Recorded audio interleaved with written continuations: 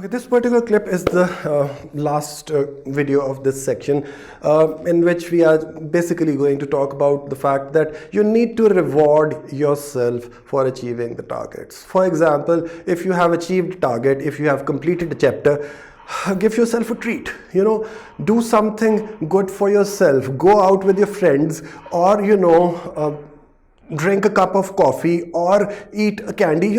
There can be the rewards can be anything, anything you like, but you have to give yourself reward. You have to remunerate yourself. You have to give yourself some kind of incentive to achieve the target in future as well. Fine. So don't be harsh on yourself.